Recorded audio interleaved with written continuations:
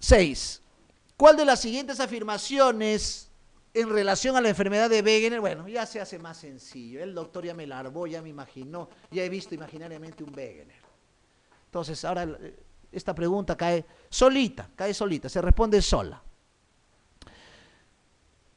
Vamos a comenzar de abajo hacia arriba. Se asocia a presencia de anticuerpos neutrófilos ANCA con patrón de inmunodeficiencia tipo ANCA-C. Verdadero. El 90% de ANCA-C son Wegener. Hay una patología que se puede confundir con el Wegener. Es el Chur-Strauss. El Chur-Strauss se confunde con el Wegener porque puede hacer compromiso de vías respiratorias, pero más hace una rinitis eosinofílica. Más que una rinorrea purulenta, más que un patrón de sinusitis, ¿no? Y a nivel pulmonar da un cuadro similar a una crisis asmática, o sea, da espasmos sibilantes, wheezing, roncantes, ¿no? Eso es el Chur-Strauss. Pero también puede dar ANCA-C en un porcentaje mínimo, pero más ANCA-P. En presencia de afectación pulmonar y renal, acuérdense, síndrome pulmón-riñón, un algoritmo imaginario, síndrome pulmón-riñón, dicotomizo, pulmón-riñón con pericapilaritis y sin capilaritis, capilaritis, no capilaritis, capilaritis, todas las que conocen como vasculitis, ahí está el Wegener, Goodpasture, poliangitis microscópica, lupus, todo lo que ustedes conocen, Chur-Strauss, etc. Y las sin capilaritis, las patologías que no son vasculíticas, como la tuberculosis, la metástasis, el mieloma, la sarcoidosis, hacen síndrome pulmón-riñón también. Acuérdense que la TB hace hemoptisis, tuberculosis pulmonar, por un nódulo de Gong o una calcificación, y hace hematuria por una glomerulonefritis o un calcium a nivel renal. Entonces hace síndrome pulmón-riñón. Entonces, con capilaritis y sin capilaritis. El uso de ciclofosfamida bioral es casi siempre imprescindible para obtener, claro, por supuesto, la ciclofosfamida con pulmón-riñón. Pero en este caso yo, por ejemplo, en propia experiencia, acabo de pulsear a un paciente con Wegener. Mi hospital es un libro en realidad. No es porque trabaje ahí, sino es un libro abierto. Superó el Harrison. Digo que cuando tienen un paciente con hemorragia intraalveolar por hemoptisis, con hemoptisis y hizo un Wegener, también va bien la pulsoterapia con metilprednisolona, ¿ya? Concomitantemente con la ciclofosfamida, para completar esta aseveración. Verdadera. Presenta con frecuencia afectación renal, verdadero. ¿Es histológicamente indistinguible de la glomerulonefritis necrótica con semilunas? Por supuesto, verdadero. En ausencia de tratamiento cursa de manera progresiva y con frecuencia mortal. Si no se trata de los Wegener, se mueren. Hacen una glomerulonefritis rápidamente progresiva. Doctor, ¿cómo hace el diagnóstico de una hemorragia intraalveolar? Justo tengo otro paciente con una hemorragia intraalveolar y la interna le digo, doctorita, ¿ya le he hecho la prueba para hemorragia intraalveolar? No, doctor, no le he hecho tomografía. Prueba sencilla, doctores. Macrófagos en esputo, cuesta 2 soles. Hemosiderina en esputo. El entusiasmo del médico viene de ahí, ¿no? Tomo la muestra de esputo en el frasquito, yo mismo voy al laboratorio. Si es la interna, la doctora es mujer, busca un varón laboratorista, le enamora, le trae un chocolatito y listo. Y viceversa, si es varón, igual. Así es la motivación del médico cuando uno quiere aprender. No se mueve hasta que no busque la hemosiderina. Y ahí está el diagnóstico, calentita, chocherita, llegó el resultado. Es la forma como se trabaja, es la motivación. Yo le digo a mis alumnos internos, el internado es uno solo, la medicina es una sola, las etapas son una sola, la residencia es una sola, no vuelve. El tiempo perdido ya no vuelve. Entonces, tengo que ser un macrófago, tengo que aprender todo lo que puedo aprender, mucho más en estos hospitales con tanta y diversa patología. La clave sería la A. Una vasculitis sistémica afecta sobre todo a vasos de mediano calibre. No, son de pequeños vasos, pequeños vasos.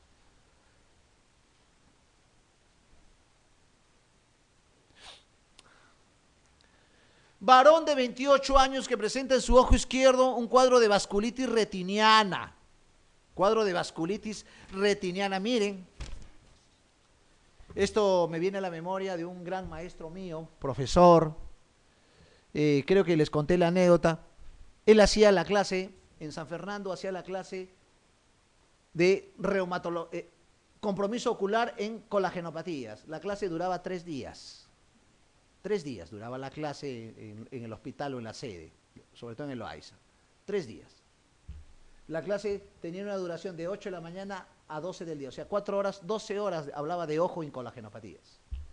Era un internista oftalmólogo que se había dedicado netamente a colagenopatías con compromiso ocular.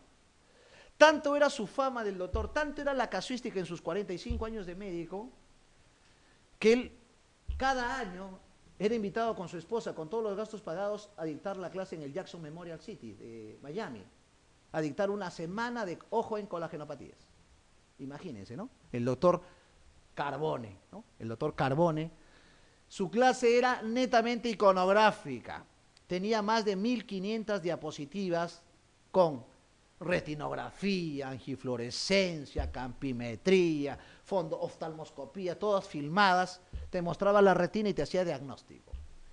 Era tanto su afición para las colagenopatías que hacía los diagnósticos sistémicos viendo el ojo. Era alucinante. A nosotros nos mandaba con diagnóstico. Roberto, te estoy enviando una notita, doctor Avilés, atentamente, doctor Carbone, le estoy enviando una paciente que tiene lupus. Entonces cuando venía a mi sala le digo, ¿tiene dolor articular? No. ¿Se le cae el cabello? No. ¿Se vuelve roja cuando sale al sol? No. ¿Cómo echó el diagnóstico? Había venido porque tenía epífora, lagrimeo, el doctor le echa el examen y le encontró los cuerpos citoides, que son patognomónicos del lupus. ¿Sí? Ya venía con diagnóstico. No tenía nada, era diagnóstico netamente oftalmológico. Y luego le hacíamos el estudio y se confirmaba que era un lupus eritematoso sistémico. Igual un día, uno de los últimos casos, porque el doctor falleció de un infarto hace muchos años, viene a la sala, Roberto, te envío un caso de un SAF, síndrome antifosfolipídico. ¿Ha tenido abortos a repetición? No. ¿Dolores articulares? No. ¿Le ha salido lesiones rojitas, púrpuras, petequias? No. Había tenido una trombosis de la vena retiniana. Era un síndrome antifosfolipídico. Y así, me cansaría de decirles tanta enseñanza, tanta lectura con el doctor Carbone, verdaderamente, un verdadero maestro de la colagenopatía en nuestro hospital. Tanto así que lleva, una de las áreas de mi hospital lleva su nombre. Y miren, a propósito de este caso, tiene una vasculitis retiniana severa y edema macular. El maestro Carbone iba de afuera hacia adentro, decía, la colagenopatía que afecta el párpado superior y lo eritematiza, la polidermatomiositis heliotrópica, la fase heliotrópica, ¿no? El que afecta el párpado inferior es el lupus afecta el párpado inferior. Luego se iba, patología que afecta la carúncula, el ángulo que está aquí, la carúncula y lo vuelve hiposecretora, es el Sjögren, la xeroftalmia, así hablaba el doctor, educado en Francia, el doctor tenía un término muy afrancesado y nos enseñaba así paso por paso desde pestañas, cejas, carúnculas, glándulas de meomio, Zeus, etc. Entraba, llegaba hasta los cones y bastones. Ya se imagina. Y decía, la ama y señora del ojo es el lupus. ¿Por qué? Porque se ha sentado en la retina. Y así, tan amena era su clase, uno que venía después de haber estudiado toda la madrugada, es oftalmo le salía, tanta iconografía, ¿no? No dormía, 4 horas era clase repleta, tanto así que los años anteriores que habían pasado, ya venían, copaban la clase, en un salón de 120 alumnos eran como 300. Y lamentablemente no se grabaron esas clases, se hubieran grabado para la enseñanza de ustedes, el futuro, lamentablemente.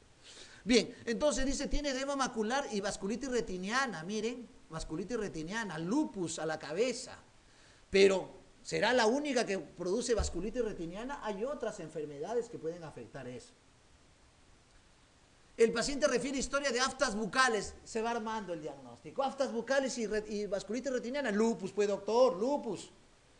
Y tiene genitales recidivantes, o sea, genitales con úlceras también. Esa triada, retinitis, uveitis, corioretinitis, iridociclitis, uveitis, más a componente de úlceras genitales y orales, eso es Bechet, Behçet. Mi primer caso de Behçet lo diagnostiqué cuando era interno. Me acuerdo, fue un paciente una paciente Nikkei, ya saben qué es Nikkei, ¿no? Nikkei es padre japonés o madre japonesa con peruano, mezclado, Nikkei. Sansei es padres japoneses nacidos en el Perú, ese es Sansei, ¿no? Hay que diferenciar. Por eso el que sabe de medicina, ni medicina sabe, lo dijo un sociólogo español, ¿no? Y esa es la raza más predilecta, raza amarilla, es la raza más predilecta o raza asiática, los que hacen Behçet. El Behçet tiene múltiples presentaciones. Tuve un Behçet con psicosis, hacen una vasculitis cerebral, hacen Behçet con paniculitis, con Raynaud, hacen Behçet con compromiso renal. Algunas veces tiene presentación sistémica. Entonces el diagnóstico es la enfermedad de Behçet. La primera descripción del Behçet fue en la década del 92, el año 92 fue descrito por el grupo de reumatología del Hospital Almenara, mi profesor, el doctor Acevedo, describió los primeros 10 casos de Behçet en el Perú. Ahora han aumentado, ya se diagnostican Behçet. Esos Behçet daban vuelta por los odontólogos, ¿no? Por aftas. El odontólogo no se cansaba de dar calmafta, gingisone, ¿no? Lo hacía venir repetitivamente, ¿no? Ese es Behçet, ahí estaban los Behçet, pues, ¿no? Se diagnosticaban así. La sarcoidosis es la famosa tuberculosis gringa, ¿no? La tuberculosis gringa es la sarcoidosis porque es una enfermedad granulomatosa no infecciosa, que se parece a la tuberculosis porque afecta a todo el cuerpo, pero a nivel ocular no afecta a la retina la sarcoidosis, lo que afecta es la uvea, produce una uveitis. Cuando vean uveitis, parotiditis, síndrome de Herloff, ¿no? Es característico de la sarcoidosis.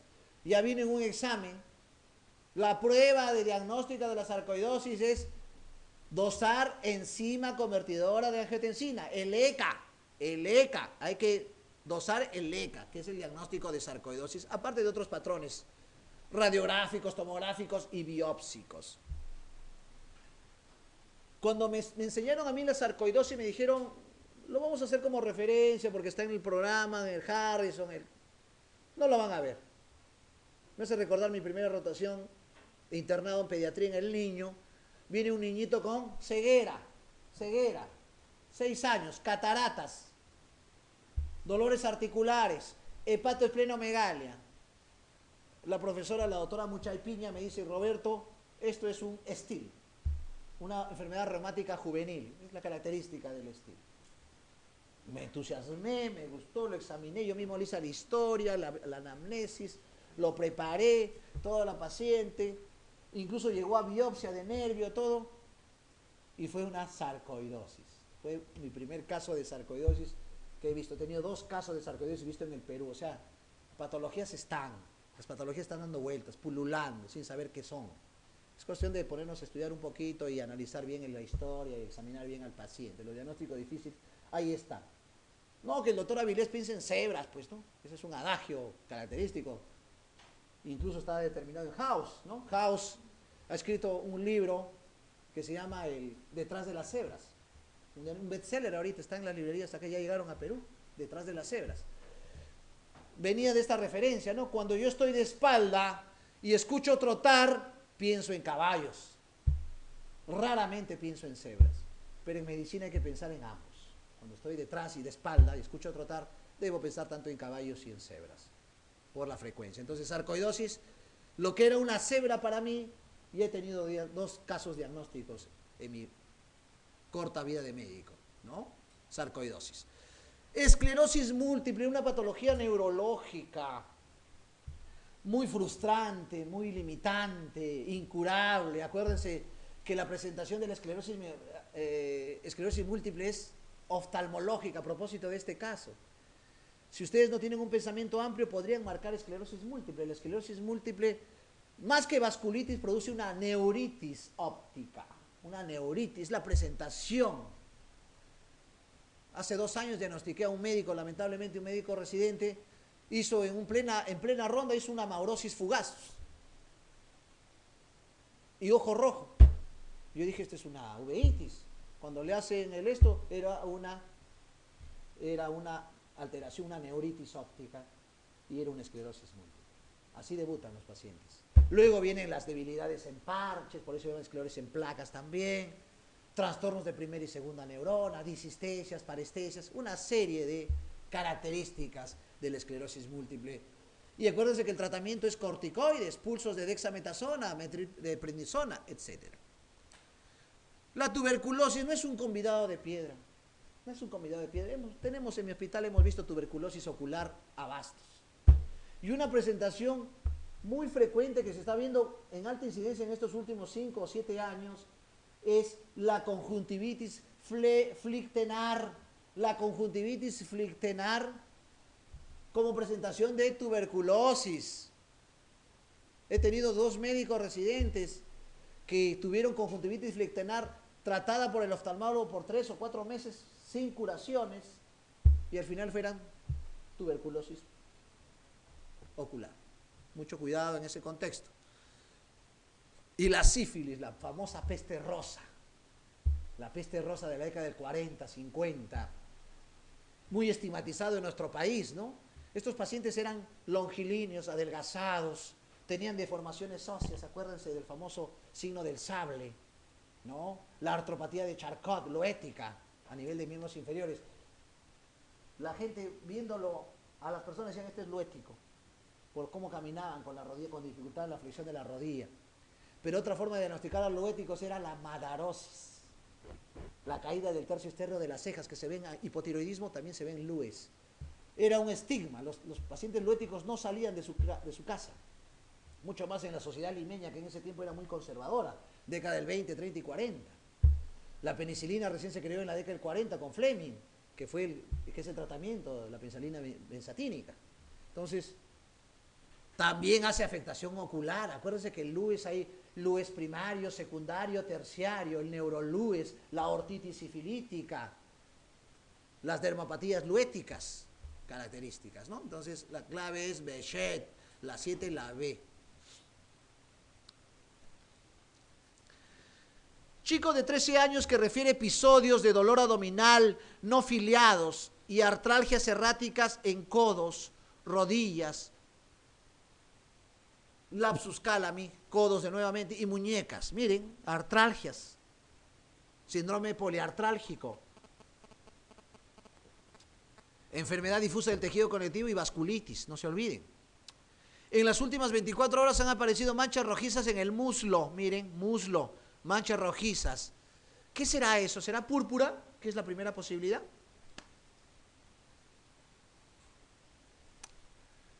No presenta anemia. Las plaquetas son normales. Creo que hasta ahí el diagnóstico está solito, cantado. Esto es una púrpura de Henon-Schollen. Púrpura de Henon-Schollen. Doctor, me dijo en la clase pasada, claro, me dijo, niño, adolescente, puber, que viene con artralgias, que viene con dolor abdominal y viene con púrpuras y las plaquetas están normales, es una púrpura no trombocitopénica. Eso es la púrpura de Henon-Schollen, relacionada a inmunoglobulina A.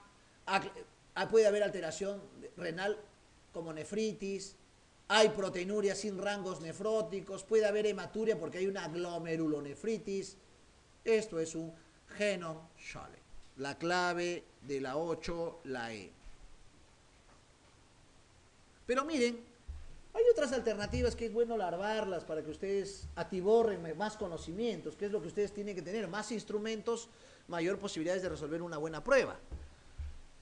Vasculitis tipo PAN, no se confunden el PAN con la PAN, o sea, PAN con M, con PAN con N.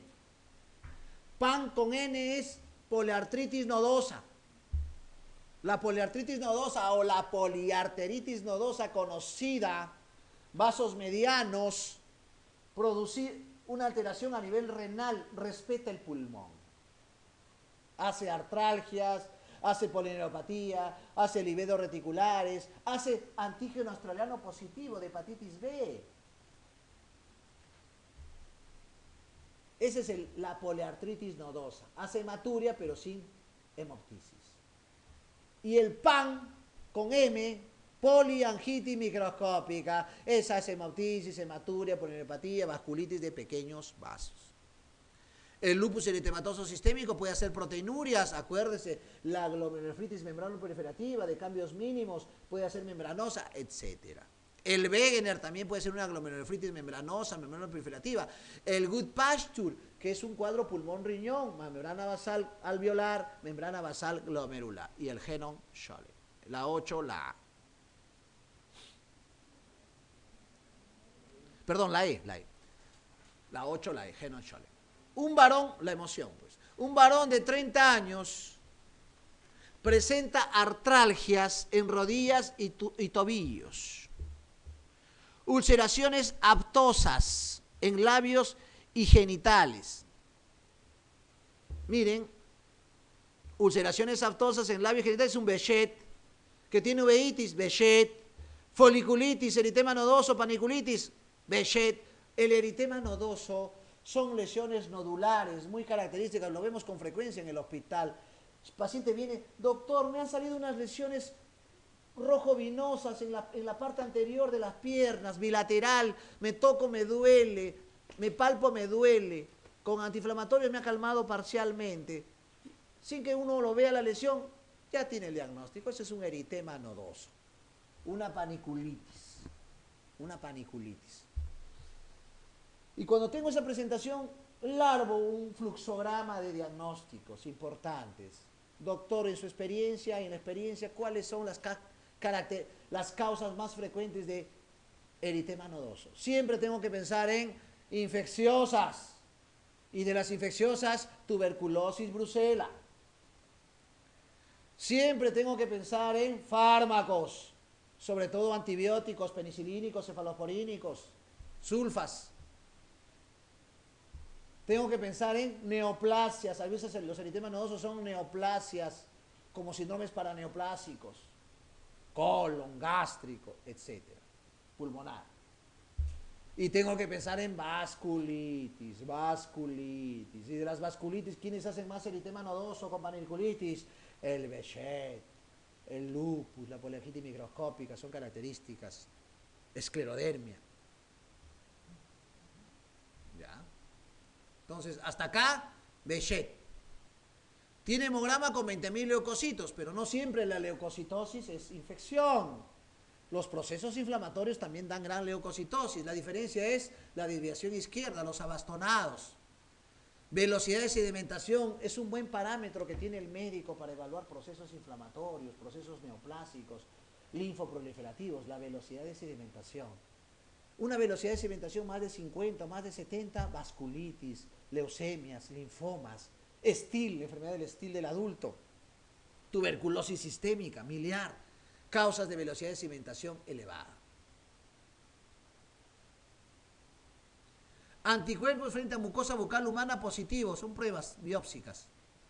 La complicación neurológica más probable entre las siguientes que cabría esperar en este enfermo, este es un paciente con Behçet, y el Behçet hace una serie de manifestaciones vasculíticas cerebrales a nivel de primera, segunda neurona, pero una afección importante es a nivel cerebelosa, vasculitis cerebelosa, ¿no?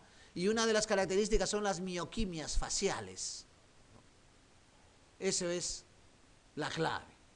Una pregunta que hay que conocer el diagnóstico, es una pregunta de nivel A1, ¿no? Porque tienes que conocer el diagnóstico que no te lo dan, y aparte del diagnóstico tienes que saber sus afecciones, ¿no? O sea, es una pregunta muy complicada, hay que tener mucha lectura para poder responder esta pregunta. Doctor, ¿qué es el pseudotumor cerebral? Le cuento una anécdota, ¿no? 2 de la mañana, lunes para martes, son mis días de guardia en el hospital, lunes y jueves. Me llaman del hospital de Lino, el Centro Oftalmológico de Referencia Nacional. ¿Por supuesto? No. Muy bien, el que quiere ser oftalmólogo tiene que irse a Lino. Me llama el oftalmólogo de guardia, doctor, tengo un paciente con edema de papila bilateral. Mire, un oftalmólogo hablando a un internista. Tengo un edema de papila bilateral. Yo digo, ya que el doctor está crazy. Me está hablando de un problema oftalmológico a un internista, ¿no? ¿Qué tengo que ver yo acá, ¿no? Doctor, tengo un paciente que viene por amaurosis permanente de hace 5 horas. Amaurosis es pérdida de la visión, ¿ya? Le he examinado, tiene un edema papila bilateral. Como quise avanzar, le pedí una tomografía y la tomografía está normal, doctor. Por eso quiero derivarlo a su hospital. No sé qué es. Jefe de guardia oftalmólogo del INO. Ahí tengo su nombre. Entonces en mi pensamiento digo, pero doctor, antes de decirle, ¿no? Eso es un pseudotumor cerebral, pues doctor. Edema de papila bilateral con tomografía normal, eso no es hipertensión endocraniana, es un pseudotumor cerebral. Entonces, doctor, le digo, es un pseudotumor cerebral, ya luego de haber pensado lo que le estoy comentando a ustedes. ¿Así, doctor? Sí, doctor. Es un pseudotumor cerebral, hay que darle acetazolamida, 250 miligramos. Lo que usa usted para glaucoma, le da para el pseudotumor cerebral. Doctor, por favor, le hago como una interconsulta, va a su hospital, le da el manejo y me lo regresa, por favor. Y así fue. Pero me gustó tanto el caso que lo dejé hospitalizado un par de días en mi hospital para que los muchachos, los residentes, yo soy tutor de residentes de San Marcos, le digo, para que observen, o sea, si no ves patologías, pues no vas a aprender, o sea, no puedes aprender solamente leyendo, tienes que ver. Hay un viejo adagio chino, ¿no? Lo que leo me olvido, lo que veo me acuerdo. Un adagio que siempre lo uso desde estudiante. Entonces, lo dejé 2 días. ¿Qué había pasado? Este muchacho de 29 años quería engordar y estaba tomando vitamina A. La hipervitaminosis de vitamina A más tu dieta es una hipervitaminosis, una causa de pseudotumor cerebral. ¿Cómo comienza eso? Con cefaleas. Por eso historia clínica, ¿no? Historia clínica, ¿qué tomaste? Estuve tomando vitamina A y hace 2 semanas después de tomar la vitamina A me comenzó a doler la cabeza. Fui al neurólogo y me dijo que tenía migraña, me dio antimigrañosos. Y no le preguntó por la vitamina A, por eso hay que tener la visión amplia de todas las cosas para poder hacer mejores diagnósticos. Y al final el perjudicado es el paciente, o sea, hay que entender eso, ¿no? Hay que ponernos del otro lado. Al paciente le hacen gastar en resonancias, tomografías, y al final el diagnóstico es netamente anamnésico, ¿no? Anamnésico. Bien, esto a propósito de esta aseveración de pseudotumor cerebral. ¿Quiénes presentan pseudotumor cerebral? Los que ingieren vitamina A, las mujeres obesas que están entrando al periclimaterio también hacen pseudotumor cerebral. Las dos patologías o factores. Tratamiento, acetazolamida. No es un cherry, Diamox, 250 miligramos vía oral cada 8 horas. ¿Qué es el Diamox acetazolamida? Es un diurético de túbulo proximal.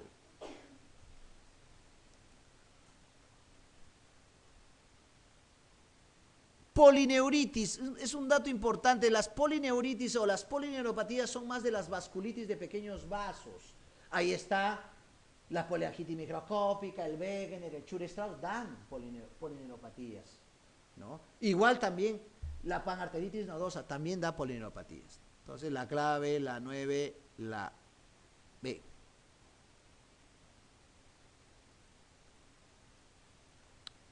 Respecto a la poliarteritis nodosa, señale cuál de las siguientes afirmaciones es falsa. Es falsa. ¿Es una lesión vascular de distribución segmentaria? Por supuesto. Es por eso que parte del criterio de la ARA, de la Asociación Reumatológica Americana, del ACR, de la Academia Reumatológica Americana, es aortografía, arteriografía, criterio mayor de diagnóstico de poliarteritis nodosa. Hay que hacerle estudio de vasos. Verdadero. Riñón y corazón son los órganos más afectados. Verdadero. Hay una miocarditis, una miocardiopatía por la vasculitis. Y riñón respeta al pulmón. Verdadero. La afección hepática es más frecuente en los casos de a virus B o C de la hepatitis. Acuérdense, puede dar un falso positivo de hepatitis B. Les comento una anécdota. Mi profesor, el doctor Subauste, me comentaba, antiguamente salían pacientes con screening hepatitis B y pensamos que era hepatitis B. No, eran poliarteritis nodosa, sino que en ese tiempo todavía los diagnósticos estaban recientes, o sea, no se tenía mucha idea de estas patologías. Por eso algunas pacientes con hepatitis B lo tipificaban con hepatitis B, ya no podían transfundir sangre, tenían que usar protección para relaciones sexuales, etcétera. Pero no eran hepatitis B, eran falsos positivos, eran poliarteritis nodosas. Igual el otro estigma fueron con los VDRL. Hace 20, 30 años VDRL positivo. Uy, Lues. Y esos VDRL algunos eran síndrome antifosfolipídico. Acuérdense que el síndrome antifosfolipídico da VDRL positivo. ¿Puede aparecer a cualquier edad? Por supuesto. El 98% de casos presentan ANCA-C. Si hubiera sido Wegener, sí. Esto es falso. ¿Qué presentan? ANCA-P. ANCA-P. La falsa es la E. Esta pregunta cae de maduro.